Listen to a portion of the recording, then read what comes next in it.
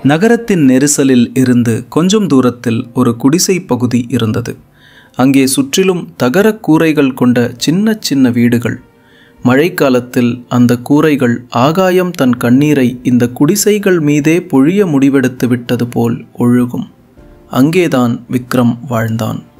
கிட்டத்தட்ட 17 வயது கொண்ட ஒல்லியான பையன். அவன் முகத்தில் எப்போதும் ஒரு சோகம் படர்ந்திருக்கும். வாழ்க்கை அவனது கனவுகளுக்கு பூட்டு போட்டு வைத்தது போல. விக்ரமின் அப்பா ஒரு தினக்கூலி தொழிலாளி. சில சமயம் வேலை கிடைத்தால் 2 வேளை உணவு எப்படியோ கிடைக்கும். வேலை கிடைக்கவில்லை என்றால் வீட்டில் ஒரே அமைதி நிலவும். அவனுடைய அம்மா மக்களின் வீடுகளில் வீடு கூட்டும் துடைக்கும் வேலை செய்தார். அவர் தினமும் அதிகாலை 4 மணிக்கே எழுந்து விடுவார். களைப்படைந்து மாலையில் திரும்புவார். ஆனால் அவர் முகத்தில் களைப்பை விட கவலைதான் அதிகம் தெரியும். இந்த விலைவாசி அதிகமான நகரத்தில் அவர்கள் பிழைப்பு நடப்பதே சிரமம். மழைக்காலத்தில் நிலைமை இன்னும் மோசமாகும். தகர கூரைகளிலிருந்து தண்ணீர் ஒழுகி கொண்டே இருக்கும். தண்ணீர் தேங்காமல் இருக்க தரையில் ஆங்காங்கே பாத்திரங்கள் வைக்கப்பட்டிருக்கும். இப்படிப்பட்ட சூழ்நிலையில் எந்த குழந்தைக்கும் மனம் சோர்வடைந்து போகும். விக்ரமும் அதற்கு விதிவிலக்கல்ல. ஒரு மாலை விக்ரம் வீடு திரும்பிய போது அம்மா அடுப்பருகில் களைப்பாக உட்கார்ந்திருப்பதை கண்டான். அப்பா கட்டிலில் படுத்திருந்தார். அவர் கண்களில் வெறுமை தெரிந்தது. அன்றும் அவருக்கு வேலை கிடைக்கவில்லை. விக்ரம் அம்மாவிடம் கேட்டான், அம்மா, இன்னைக்கு சாப்பாட்டுக்கு என்ன செஞ்சிருக்கீங்க? அம்மா களைப்பான குரலில் பதில் சொன்னாள், கண்ணு, வெறும் உருளைக்கிழங்கு கறியும் காய்ந்த ரொட்டிகளும் தான் இருக்கு. இருந்த மாவை வச்சு இதைத்தான் செய்ய முடிஞ்சுது. விக்ரம் சாப்பிட்டான். ஆனால் அவன் மனம் கனத்திருந்தது. தினமும் இதே நிலைதான். சில சமயம் வயிறார உணவு, சில சமயம் பட்டினியாக தூங்குவது. வெளியே தன் வயதுள்ள நகரத்துச் சிறுவர்கள் நல்ல உடைகளில் சுற்றுவதையும் அவர்கள் பாக்கெட்டில் பணம் இருப்பதையும் முகத்தில் சிரிப்பை பார்ப்பதையும் கண்டு அவனுடைய மனம் உறுத்தியது. அவன் மனதிற்குள் நினைத்தான், நான் மட்டும் ஒரு பணக்கார வீட்டில் பிறந்திருந்தால் என்ன? அப்போ இந்த கஷ்டமெல்லாம் அனுபவிக்க வேண்டியதில்லையே. இந்த வறுமை, இந்த கட்டாயம், இதெல்லாம் இருந்திருக்காதே. அன்றும் அவனது மனம் ரொம்பவே கனத்திருந்தது. அப்பாவுக்கு வேலை கிடைக்காததால் அவர் கலங்கி போயிருந்ததை பார்த்தான். அம்மா களைப்பால் சோர்ந்து போயிருந்ததை பார்த்தான். அவனுக்கு வந்தது. அவனுக்கு கோபமும் துயரமும் வந்தது. இரவு அனைவரும் தூங்கிய பிறகு அவன் மெதுவாக வீட்டை விட்டு வெளியேறினான். அவனது கால்கள் தானாகவே நகரத்து தெருக்களில் அலைய ஆரம்பித்தன. இரவு ஆழமாகி இருந்தது. சாலையோர நடைபாதையில் ஏழை மக்கள் போர்வையில் சுருண்டு தூங்கிக் கொண்டிருந்தார்கள். விக்ரமும் சென்று நடைபாதையின் ஓரத்தில் உட்கார்ந்தான். அவன் வானத்தை பார்த்தான். மேகங்கள் சூழ்ந்த வானம் அவனை இன்னும் சோகமாக்கியது. கடவுள் எனக்கு மட்டும் ஏன் இப்படி செஞ்சாரு? ஏன் என்னை இந்த ஏழை குடும்பத்தில் பிறக்க வச்சாரு? நல்ல உடையும் இல்லை, நல்ல சாப்பாடும் இல்லை, படிக்க வாய்ப்பும் இல்லை. நான் என் வாழ்க்கை முழுக்க இப்படியே தான் வாழணுமா? அவன் அமைதியாக யோசித்து கொண்டிருந்தான். அப்போது அவன் அருகில் தூங்கிக் கொண்டிருந்த ஒரு வயதான தாத்தா எழுந்து உட்கார்ந்தார். அவரது கண்களில் ஆழம் இருந்தது. வாழ்க்கையின் பல ஏற்ற இறக்கங்களை பார்த்தவர் போல. தாத்தா விக்ரமை பார்த்து மென்மையான குரலில் கேட்டார், மகனே, இந்த நடுராத்திரியில் இங்கே தனியாக ஏன் உட்கார்ந்திருக்க? எல்லாம் சரியா இருக்கா? விக்ரம் எதுவும் சொல்லவில்லை. அவன் மனதில் ஒரு புயல் வீசியது. தாத்தா மீண்டும் சொன்னார், பாரு மகனே, நீ உட்கார்ந்திருக்கிறதை நான் தடுக்கல. எவ்வளவு நேரம் வேணுமோ உட்கார். ஆனா உனக்கு என்ன கஷ்டம்னு மட்டும் சொல்லு. ஏன் இவ்வளவு சோகமா இருக்க? விக்ரமின் கண்கள் நிறைந்தன. அவன் மெதுவாகச் சொன்னான், கஷ்டமா தாத்தா? கடவுள் எனக்கு பெரிய தப்பு செஞ்சிட்டாரு. தாத்தா ஆச்சரியத்துடன் கேட்டார், கடவுள் உனக்கு அப்படி என்ன செஞ்சிட்டாரு? விக்ரம் கோபத்துடன் சொன்னான், ஏழை குடும்பத்தில் என்னை பிறக்க வச்சிட்டாரு. ஒழுங்கா சாப்பிட கிடைக்கல, நல்ல உடைகள் இல்லை, படிக்க வாய்ப்பு இல்லை. நான் பார்க்கிற பசங்க கிட்ட எல்லாம் இருக்கு, நான் ஏன் பணக்கார வீட்டில் பிறக்கல தாத்தா? தாத்தா விக்ரமின் பேச்சை கவனமாக கேட்டார். சில வினாடிகள் அமைதியாக இருந்த பிறகு அவர் சொன்னார், மகனே, ஒரு விஷயம் சொல்லட்டா? தப்பா நினைக்காது. விக்ரம் தயக்கத்துடன், சொல்லுங்க தாத்தா என்றான். தாத்தா மெல்லிய குரலில் சொன்னார், கடவுள் நமக்கு எங்கே அதிகமாக தேவையோ அங்கே தான் நம்மளை பிறக்க வைக்கிறார். நீ ஏழை குடும்பத்தில் பிறந்திருக்கன்னா அதுக்கு என்ன அர்த்தம்னா, உனக்கும் உன் பெற்றோர்களுக்கும் விதியை மாற்ற உனக்கு ஒரு வாய்ப்பு கிடைச்சிருக்கு. ஏழை பெற்றோர் தங்கள் குழந்தைகளை மட்டும்தான் நம்பியிருக்காங்க. அவங்க குழந்தை தங்களை இந்த இருட்டிலிருந்து வெளிச்சத்தில் கொண்டு போகணும்னு எதிர்பார்க்கிறாங்க. பணக்கார வீட்டு குழந்தைகள், மகனே, அவங்க அடிக்கடி தங்கள் பெற்றோரின் பணத்தை மதிக்கிறதில்ல. அவங்களுக்கு கஷ்டப்பட தெரியாது. கடின உழைப்பால் எவ்வளவு விஷயங்களை பெற முடியும்னு அவங்க ஒருபோதும் புரிஞ்சுக்க மாட்டாங்க. ஆனால் உனக்கு அந்த வாய்ப்பு கிடைச்சிருக்கு. நீ ரொம்பவே அதிர்ஷ்டசாலி. விக்ரம் வாயடைத்து போனான். பாபாவின் பேச்சு அவன் மனதில் இறங்கியது. ஆனால் அவனால் முழுவதுமாக புரிந்து கொள்ள முடியவில்லை. அவன் கேட்டான், சரி பாபா, கடவுள் என்னை கஷ்டத்தில் இருந்து வெளியே வர வைக்கத்தான் பிறக்க வச்சார்னு வச்சுப்போம். ஆனால் நான் என்னதான் செய்யணும்? எனக்கு ஒன்றும் புரியலை. தாத்தா சிரித்து கொண்டே சொன்னார், முதல்ல உன் மனசை அமைதிப்படுத்த கற்றுக்கோ. உனக்குள்ள தேவையே இல்லாமல் சுற்றி வர்ற கேள்விகளை முடிவுக்கு கொண்டு வா. அந்த கேள்விகளுக்கு பதில் கிடைக்காது. அப்புறம் நீ எந்த வேலையை செய்தாலும், சின்னதாக இருந்தாலும் சரி, பெருசாக இருந்தாலும் சரி, அதை கடின உழைப்பால் செய். அப்புறம் அதில் சேமிக்க கற்றுக்கோ. ஒரு விஷயத்தை எப்பவும் ஞாபகம் வச்சுக்கோ மகனே, நீதான் உன் விதியை எழுதணும். இந்த உலகத்தில் யாரும் உனக்கு உதவ வரமாட்டாங்க.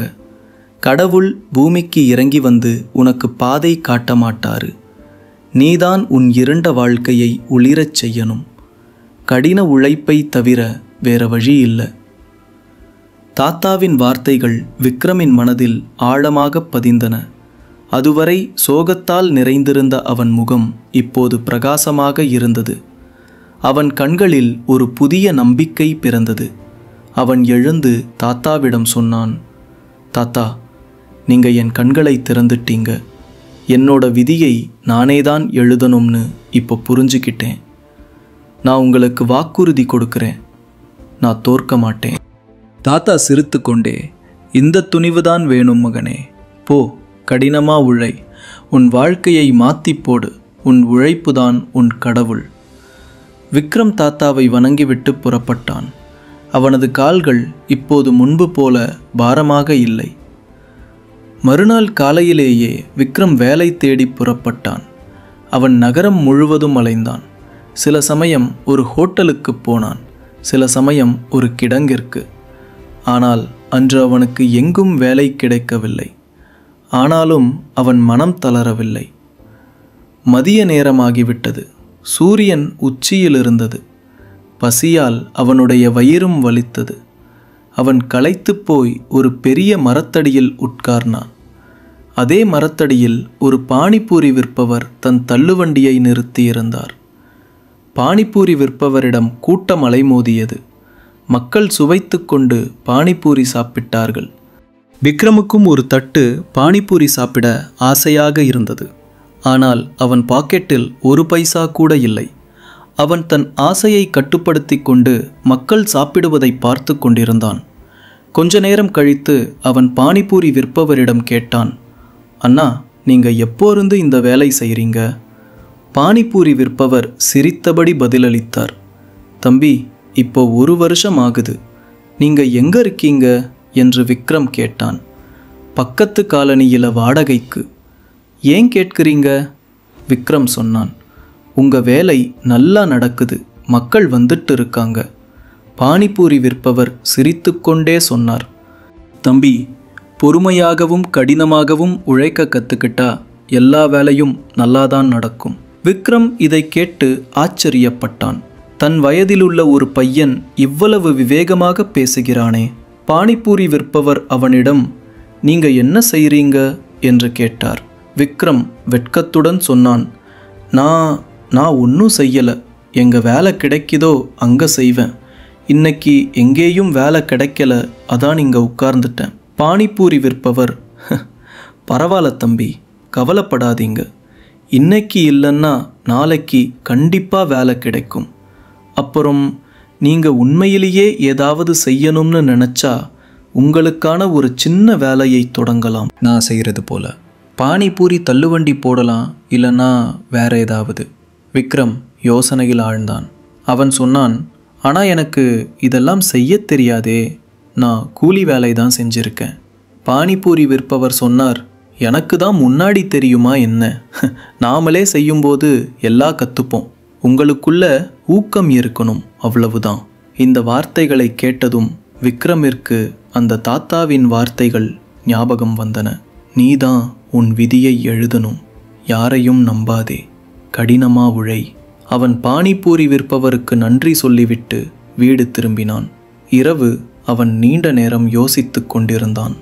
நானும் ஏதாவது சொந்தமாக தொடங்கலாமா? கூலி வேலை செஞ்சு களைச்சு போயிட்டேன். எல்லா இடத்துலையும் வேலை கேட்கிறது நல்லா இல்லை. பிறகு அவன் மனதுக்குள் திடமாக முடிவெடுத்தான். நான் 2 மாதம் நல்லா வேலை செய்வேன், பணம் சேமிப்பேன், அப்புறம் என் சொந்தமாக ஒரு சின்ன வேலையை தொடங்குவேன். அடுத்த நாள் விக்ரம் மீண்டும் வேலை தேடி புறப்பட்டான்.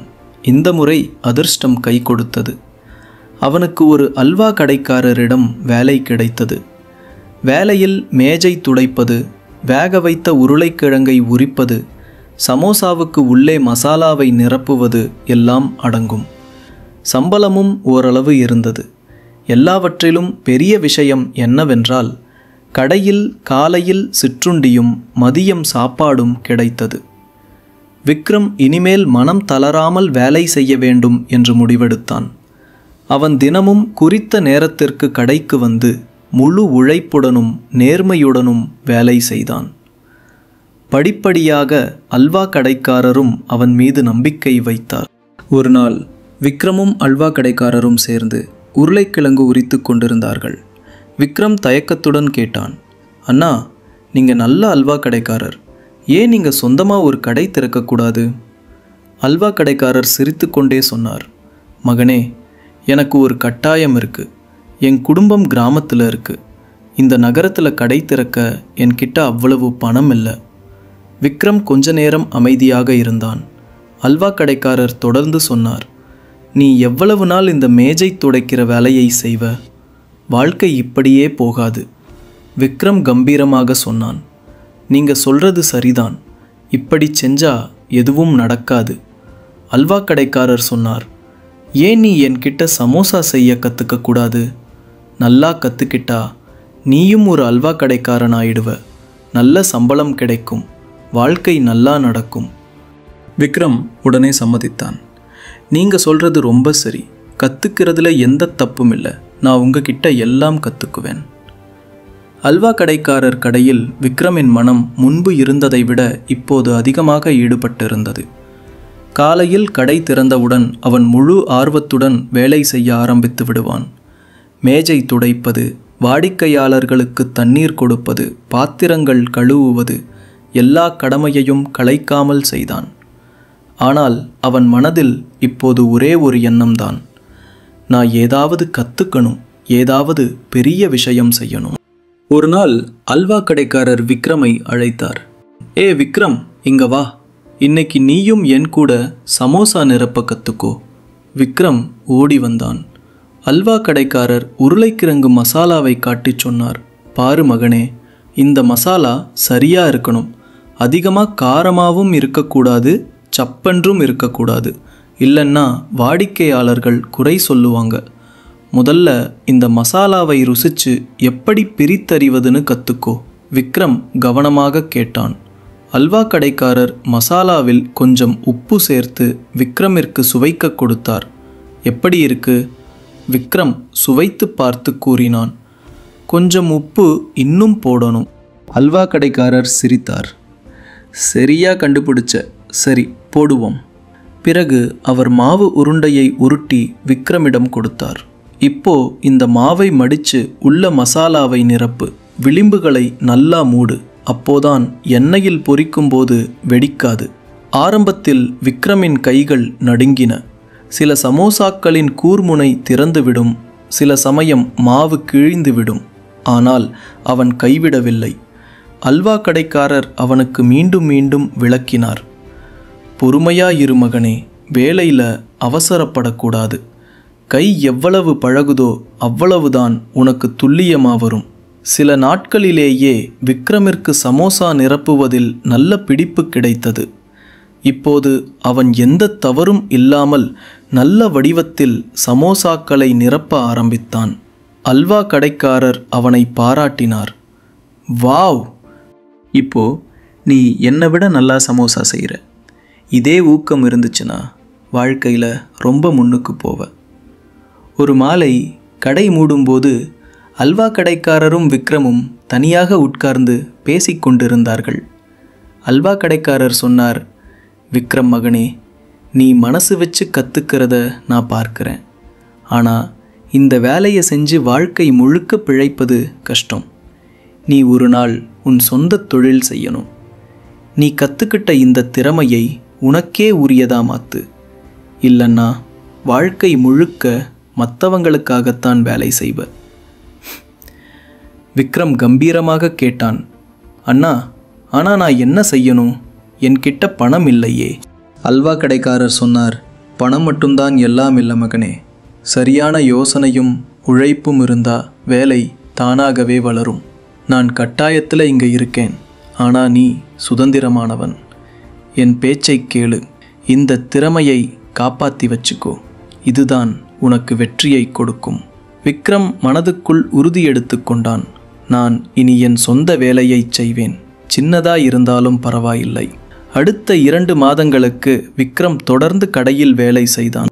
ஒவ்வொரு நாளும் அவன் கடினமாக உழைத்தது மட்டுமல்லாமல் சமோசா கடைக்காரரிடம் வேலையின் நுணுக்கங்களை கற்றுக்கொண்டான். எண்ணெயின் சரியான வெப்பநிலையை அறிவது, மசாலாவின் சுவையை சமப்படுத்துவது, வாடிக்கையாளரை பார்த்து சிரிப்பது மற்றும் எல்லாவற்றிலும் முக்கியமானது சம்பாதித்ததில் சேமிப்பது. அவனுடைய சம்பாத்தியத்தில் பெரும்பகுதியை அவன் வீட்டிற்கு கொண்டு சென்றான். ஆனால் கொஞ்சம் கொஞ்சமாக சேமிக்கவும் ஆரம்பித்தான். அவனது கனவு தன் சொந்த வேலையை தொடங்குவதுதான். விக்ரம் பணம் சேமிப்பதை பார்த்த அவனது அம்மா பாசத்துடன் அவன் தலையை தடவிச் சொன்னாள், மகனே, இது நல்ல பழக்கம். நாம் சேமிக்கும்போது கஷ்டமான நேரத்தில் தாங்கிக்கலாம். நீ செய்யறத நினச்சி நான் பெருமைப்படுறேன். அப்பாவும் விக்ரமின் உழைப்பை பார்த்து இப்போது மகிழ்ச்சியாக இருந்தார். அவர் தினமும் மாலை கேட்பார், மகனே, இன்னைக்கு நாள் எப்படி போச்சு? விக்ரம் சிரித்து கொண்டே பதிலளிப்பான், நல்லா போச்சுப்பா, நான் உழைக்கிறேன், எல்லாம் சரியாகும். ஒரு நாள் கடையில் கூட்டம் குறைவாக இருந்தது. சமோசா கடைக்காரரும் விக்ரமும் உருளைக்கிழங்கு உரித்து கொண்டு பேசிக்கொண்டிருந்தார்கள். விக்ரம் தன் மனதில் உள்ளதை சொல்ல நினைத்தான். அண்ணா, உங்ககிட்ட ஒரு ஆலோசனை கேட்கணும். ஆமாம் மகனே, கேளு. நான் என் சொந்தமாக ஒரு சின்ன வேலையை தொடங்கணும்னா என்ன செய்யணும்? என்கிட்ட அதிக பணம் இல்லை. சமோசா கடைக்காரர் யோசித்தார். சிரித்து கொண்டே சொன்னார், பாரு மகனே, எனக்கு தெரிஞ்சதைத்தான் நான் உனக்கு சொல்ல முடியும். நீ சமோசா செய்ய கற்றுக்கிட்ட, ஏன் அதை விற்று ஆரம்பிக்கக்கூடாது?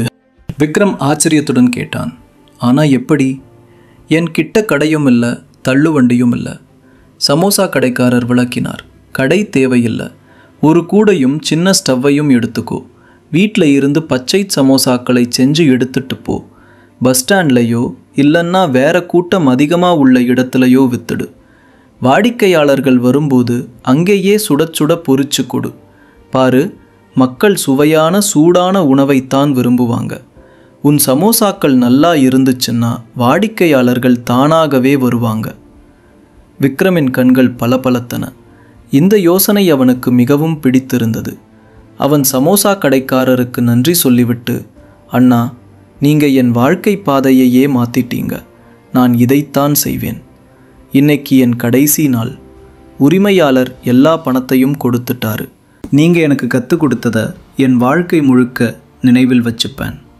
சமோசா கடைக்காரர் அவனை கட்டி பிடித்து சொன்னார், மகனே, உழைச்சிட்டே இரு. எந்த வேலையும் சின்னதில்லை. நான் உனக்கு வழிகாட்ட மட்டும்தான் முடியும். ஆனால் நீதான் நடக்கணும். விக்ரம் கம்பீரமாகச் சொன்னான். ஆமாம் அண்ணா, நான் உழைப்பேன். இனி நான் எனக்காக வேலை செய்வேன். அடுத்த நாளே விக்ரம் தன் சேமிப்பிலிருந்து ஒரு சின்ன ஸ்டவ் வாங்கினான். அப்புறம் பச்சை சமோசாக்களை வைக்க ஒரு பலமான கூடை வாங்கினான்.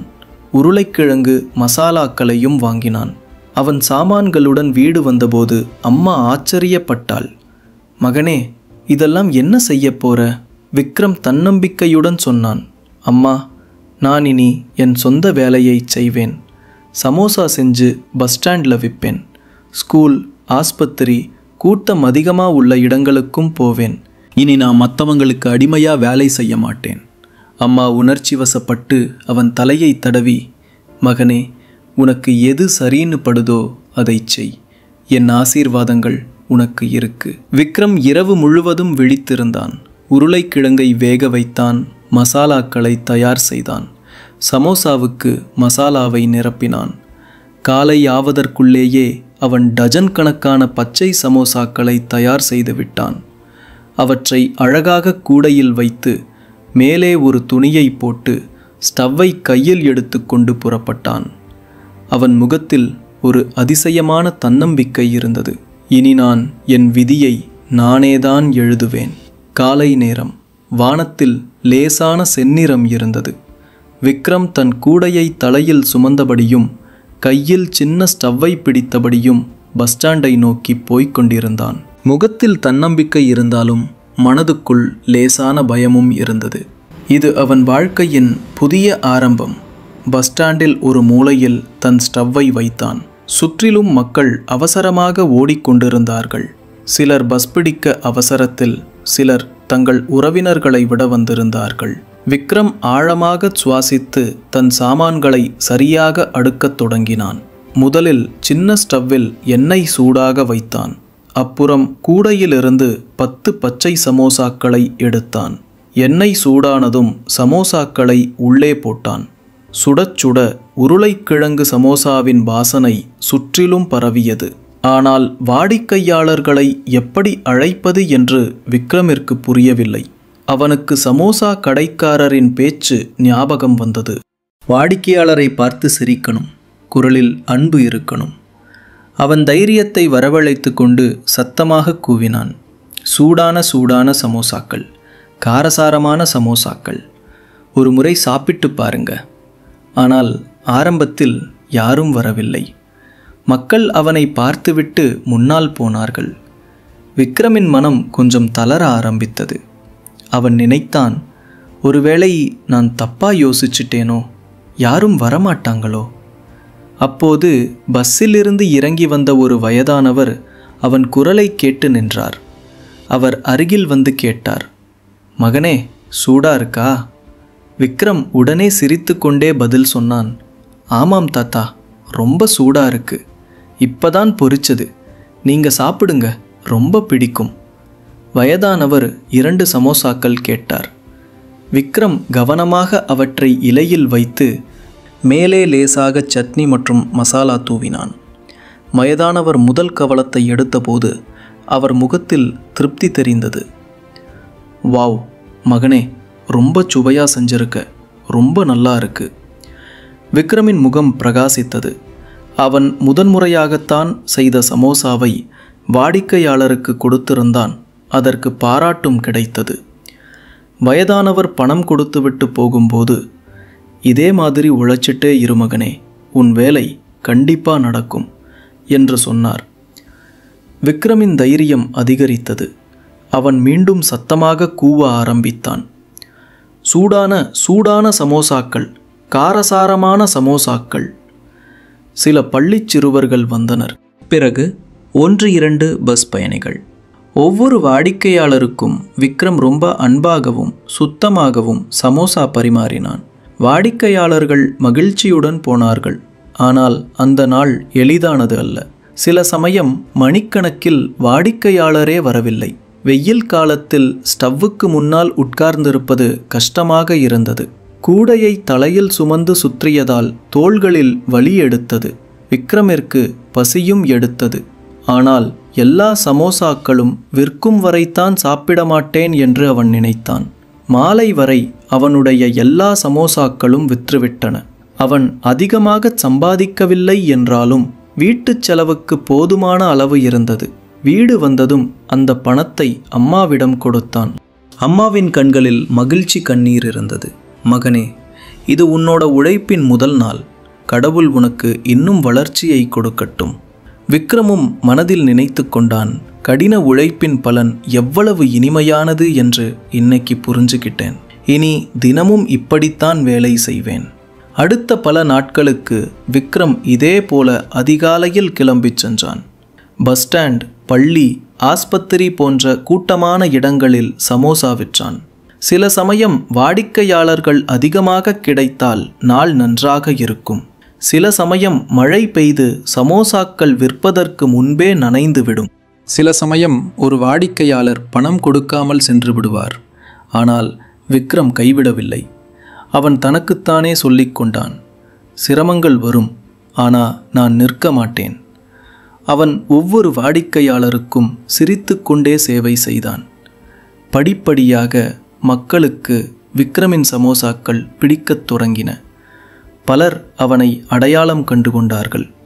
அட, இவன் பஸ் ஸ்டாண்டில் சுவையான சமோசா விற்கிற பையன்தானே. ஒரு இரவு வீட்டில் சாப்பிடும்போது விக்ரம் அப்பாவிடம் சொன்னான், அப்பா, நீங்கள் நாள் முழுவதும் கூலி வேலை தேடி அலையிறீங்க. ஆனால் பல சமயம் வேலை கிடைக்கல. ஏன் நாம 2 பேரும் சேர்ந்து இதே வேலையை செய்யக்கூடாது? இப்போ நம்ம சம்பாத்தியம் நல்லா இருக்கு. நம்ம சேர்ந்து இதை இன்னும் அதிகரிக்கலாம். அப்பாவின் கண்களில் கண்ணீர் வந்தது. அவர் உணர்ச்சி வசப்பட்டு சொன்னார், மகனே, நீ என்னை உனக்கு துணையா சேர்ப்பனு நான் நினச்சி கூட பார்க்கல. நீ என் மார்பை பெருமையால் விரிச்சிட்ட. நாளைக்கு இருந்து நாம் 2 பேரும் சேர்ந்து வேலை செய்வோம். அம்மாவும் மகிழ்ச்சி தெரிவித்தார். இது ரொம்ப நல்ல முடிவு. இனி நம்ம வேலை 2 மடங்கு வளரும். அடுத்த நாள் முதல் அப்பாவும் விக்ரமுடன் கிளம்ப ஆரம்பித்தார். அவர்கள் இன்னொரு ஸ்டவ்வும் கூடையையும் வாங்கினார்கள். இப்போது இருவரும் வெவ்வேறு இடங்களில் சமோசா விற்றார்கள். விக்ரம் பஸ் ஸ்டாண்டில் இருப்பான். அப்பா சில சமயம் ஆஸ்பத்திரிக்கு அருகில் போவார், சில சமயம் ரயில் நிலையம். வேலையின் பரப்பளவு அதிகரித்தது. வாடிக்கையாளர்களின் எண்ணிக்கையும் அதிகமானது. இப்போது வீட்டின் நிலைமை முன்பை விட ரொம்பவே சிறப்பாக இருந்தது. 1 வருஷம் முழுவதும் இப்படியே கடின உழைப்பில் கழிந்தது. விக்ரமும் அவன் அப்பாவும் சேர்ந்து வீட்டை சீர்திருத்த போதுமான பணத்தை சேகரித்தார்கள். அப்பா சொன்னார், மகனே, ஏன் இப்போ வீட்டை சரி செய்யக்கூடாது? மழைக்காலத்தில் தகரக்கூரையில் தண்ணி ஒழுகுது. விக்ரம் கம்பீரமாக பதிலளித்தான், அப்பா, நம்ம கூரையை சரி செய்வோம். ஆனால் அதே சமயம் இந்த வேலையையும் முன்னுக்கு கொண்டு போகணும். எவ்வளவு நாளுக்கு நாம் கூடையை தலையில் தூக்கி சுற்றுவோம்? இனி நாம் ஒரு தள்ளுவண்டி வாங்கணும். அப்பா சம்மதித்தார். நீ சொல்றது சரிதான் மகனே, நாளைக்கே தள்ளுவண்டி வாங்கலாம். சில நாட்களுக்கு பிறகு அவர்கள் ஒரு பலமான தள்ளுவண்டி வாங்கினார்கள். இப்போது பஸ் ஸ்டாண்டில் அதை போட்டார்கள். மக்கள் வசதியாக உட்கார்ந்து சாப்பிட்டு சிரித்து கொண்டே போனார்கள். விக்ரம் தன் உழைப்பு பலனளிப்பதாக உணர்ந்தான். அவன் மனதிற்குள் சொன்னான், இனி நாம் முன்னோக்கி போகணும். தள்ளுவண்டி போட்டு மட்டுமல்ல, இன்னும் புது விஷயங்களை சேர்த்து வேலையை வளர்க்கணும். அவனுடைய கண்களில் ஒரு புதிய கனவு இருந்தது, தன் தொழிலை இன்னும் பெரிதாக்குவது.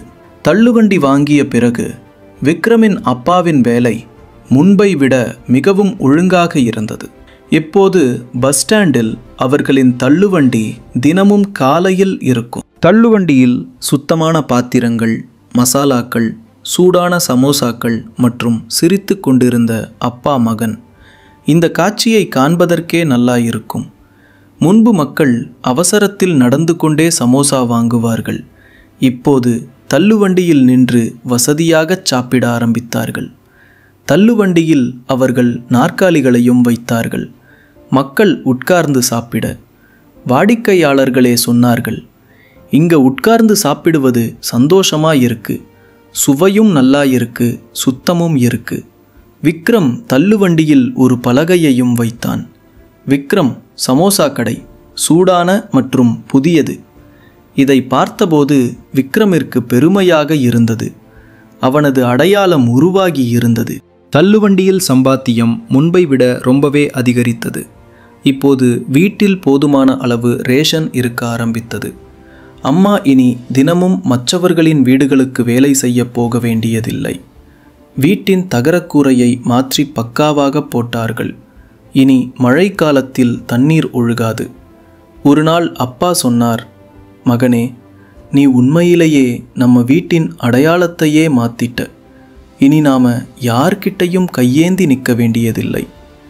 விக்ரம் சிரித்து கொண்டே பதிலளித்தான், அப்பா, இது எல்லாம் உங்களுக்கும் அம்மாவுக்கும் ஆசீர்வாதங்களாலையும் நம்ம உழைப்பாலையும் கிடைச்ச பலன். நாம இதோட நிற்கக்கூடாது, இன்னும் முன்னேறணும். ஒரு மாலை வேலையை முடித்துவிட்டு விக்ரம் அப்பாவிடம் சொன்னான், அப்பா, நாம் வெறும் சமோசாவில் மட்டும் நிற்கக்கூடாது. ஏன் நாம் இன்னும் சில உணவுகளையும் சேர்க்கக்கூடாது? கறி சாதம் இல்லைன்னா காலை சிற்றுண்டிகள் ஏதாவது?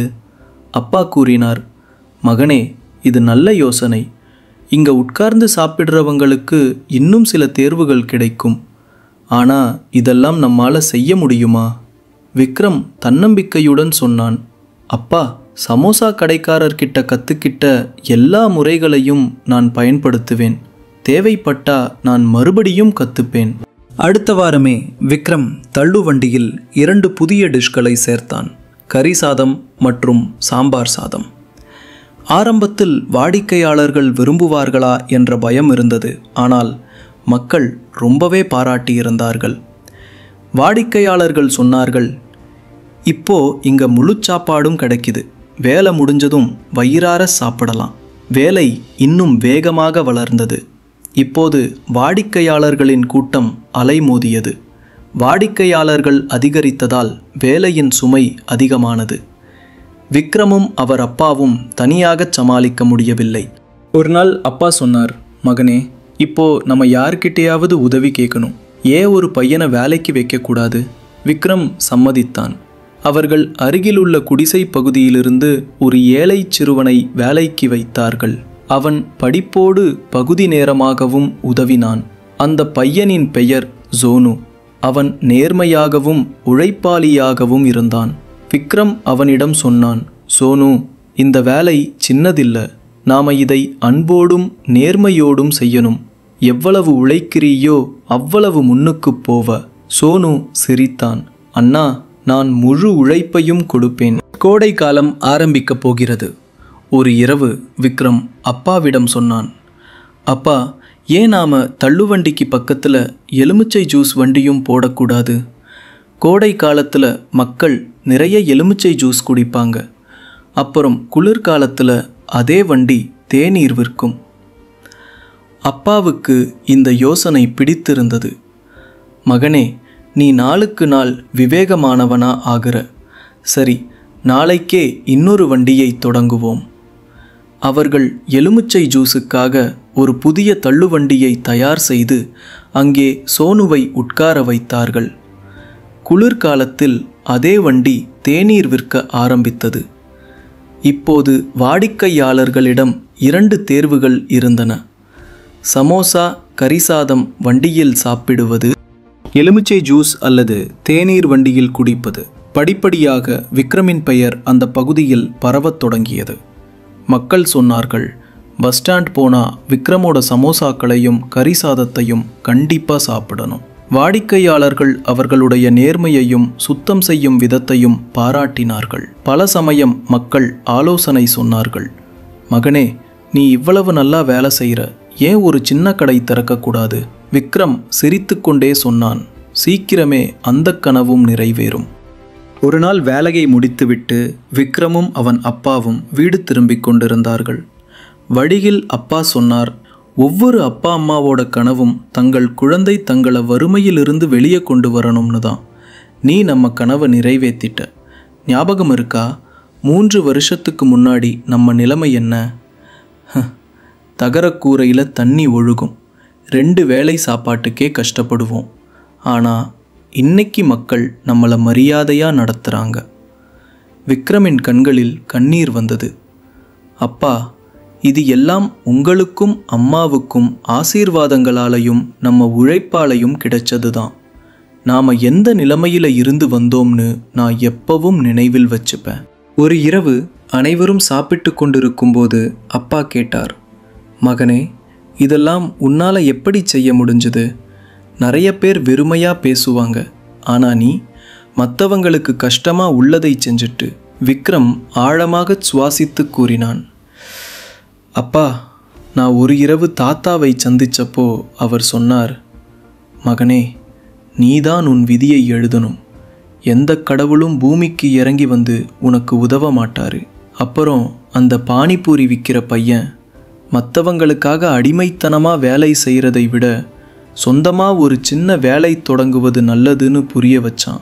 அப்புறம் சமோசா கடைக்காரர் எனக்கு திறமையை கற்றுக் கொடுத்தாரு. ஆனால் மிகப்பெரிய வித்தியாசம் என்னன்னா, நான் அந்த காரியங்களை பின்பற்றினேன். உழைச்சேன், தோற்கலை, என் மேலே நம்பிக்கை வச்சேன். அதுதான் நாம் இன்னைக்கு இந்த நிலைமைக்கு வந்திருக்க காரணம். அப்பா சிரித்தார். மகனே, நீ உண்மையிலேயே நிரூபிச்சிட்ட. கடினமாக உழைக்க பயப்படாதவங்க தான் விதியை எழுதுவாங்கன்னு. விக்ரமிற்கு இப்போது 20 வயதாகி இருந்தது. அவனது கனவு ஒரு நாள் தன் சொந்த கடை இருக்கணும், அங்கே மக்கள் உட்கார்ந்து வசதியாக சாப்பிடணும் என்பதுதான். அவன் தள்ளுவண்டியில் சம்பாதித்த பணத்தை சேமிக்க ஆரம்பித்தான். அவன் தள்ளுவண்டியை ஒரு பிராண்ட் போல உருவாக்கினான், விக்ரம் ஃபுட் கார்னர் என்ற பெயரில். மக்கள் அவன் மீது வைத்திருந்த நம்பிக்கை அவ்வளவு அதிகமாக இருந்தது. அவன் ஒரு சின்ன கடை வாடகைக்கு எடுத்தபோது வாடிக்கையாளர்களே சொன்னார்கள், மகனே, உன் கடை திறப்பு விழாவை நாங்கள் எல்லாரும் சேர்ந்து செய்வோம். விக்ரமின் கனவு நிறைவேறியது. சின்ன ஆனால் சுத்தமான கடை தயாரானது. அதில் 2 ஊழியர்கள், சோனு மற்றும் இன்னொரு பையன். அப்பா கடையை சமாளித்தார், அம்மா சமையலறையில் உதவி செய்தார். கடையில் தினமும் வாடிக்கையாளர்களின் கூட்டம் இருக்கும். குழந்தைகள், பெரியவர்கள், முதியவர்கள் என அனைவருக்கும் அங்கிருக்கும் உணவு பிடித்திருந்தது. விக்ரம் கடைக்கு வெளியே நின்று சிரித்து கொண்டிருந்தான். மனதிற்குள் நினைத்தான், உண்மைதான், நினைச்சா விதியை நாமேதான் எழுத முடியும். உழைப்பு, ஊக்கம், நேர்மை இருந்தா போதும். அந்த இரவு வீட்டில் அனைவரும் சேர்ந்து சந்தோஷமாகச் சாப்பிட்டார்கள். அப்பா உணர்ச்சி வசப்பட்டு சொன்னார், மகனே, இன்னைக்கு நீ எங்களுக்கு மரியாதை கொடுத்துருக்க. நாங்கள் இதை கனவு கூட காணலை. உன் மேலே பெருமைப்படுறோம். விக்ரம் மெதுவாகச் சொன்னான், அப்பா, இது எல்லாம் நம்ம உழைப்பின் பலன். நாம் எப்பவும் உழைப்போடும் நேர்மையோடும் முன்னேறணும்னு நான் விரும்புகிறேன். அந்த சின்ன வீட்டில் ஒரு காலத்தில் வறுமையும் சோர்வும் நிறைந்திருந்த இடத்தில் இன்று சிரிப்பும் சந்தோஷமும் நிரம்பியிருந்தது. நண்பர்களே, விக்ரமின் கதை நமக்கு இதையேதான் கற்றுக் கொடுக்கிறது. கடின உழைப்பும் பொறுமையும் இருந்தால் விதியை மாற்றலாம். விக்ரமின் உழைப்பு பற்றிய இந்த ஊக்கமளிக்கும் கதையைப் போல நீங்கள் மேலும் கதைகளை கேட்க விரும்பினால் நமது சேனலை சப்ஸ்கிரைப் பண்ணிக்கொள்ளுங்கள்.